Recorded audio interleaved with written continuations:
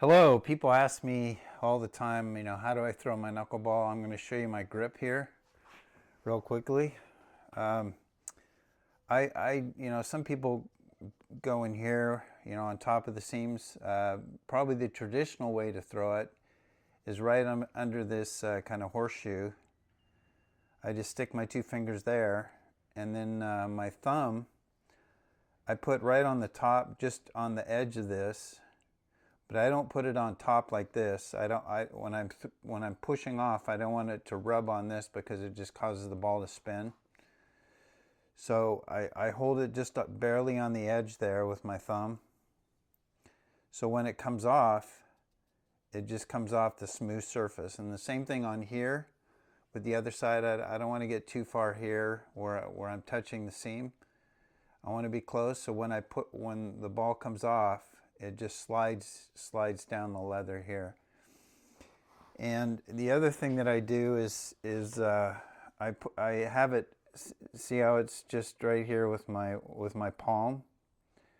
I just kind of snug it up there, and when I push off, I kind of feel like this helps me control the ball.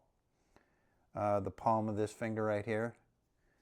And so when I push it out like this, I'll show it from both sides, and then the last finger to push off would be my middle finger. That's why I file it straight. And on this side, I'm pushing off here and then just letting it go here.